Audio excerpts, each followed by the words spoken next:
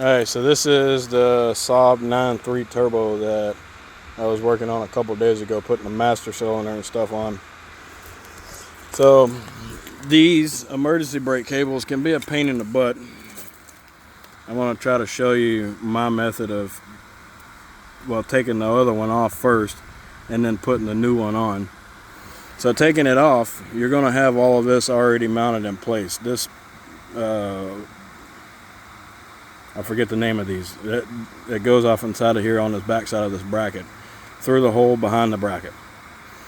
So in order to get that tension off, you want to go inside, pull the emergency brake up, and then put a zip tie, a 1/4 inch wide at most.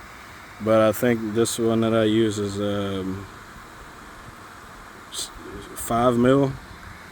You put it around this loop here right before it goes into that holder, and then you put it around the back side of the spring while it's the emergency brake is pressed, and then you should look like this. So right now that emergency brake is actuated,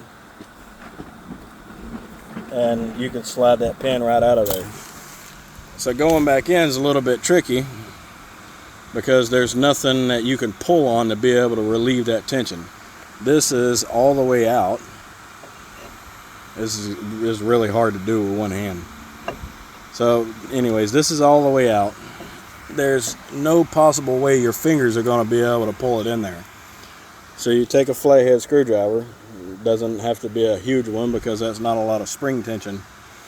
You stick the flathead screwdriver under this lip here and pry back towards the back of the car, just enough to be able to get that bullet on the back side of that retainer, and then the emergency brake is set in place.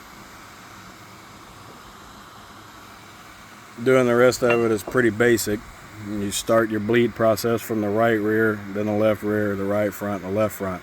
But if you only remove one side, that's the only one you have to bleed. But the possibility is that the reason why they lock up is because they get moisture inside of them. So you need to flush it anyways, and they require DOT4. So I've already drained all of the brake fluid from the front. You see it's not draining here out of the hose, which it should be draining because I did fill it back up with fresh DOT4. Hold on. Turn this neck fan off, that way I can hear myself think.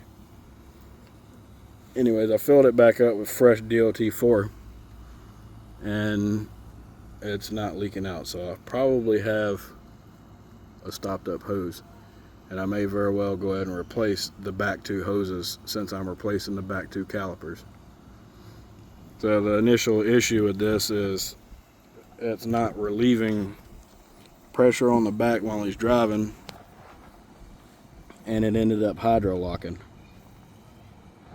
And that ends up happening when the brake fluid gets too hot and causes it to boil. When it boils, it introduces moisture. When it introduces moisture to a closed system, it'll hydro lock, cause rust, all kinds of stuff.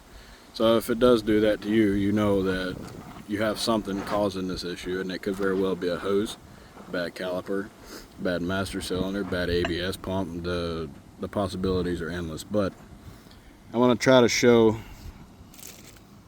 maybe if I can do this with one hand without the caliper falling on the ground. You can see it move. You don't need a whole lot, but I'll have to do this with 2 hands.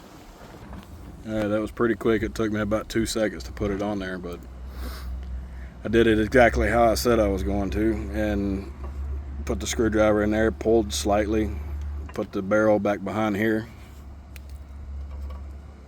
Now I have to take the caps off, take this off, assemble the bracket to the back side of the hub, put the brake pads on, put all of this together, and bleed this corner before I go to the other side.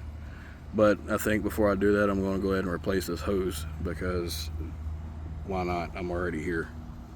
Thanks for watching.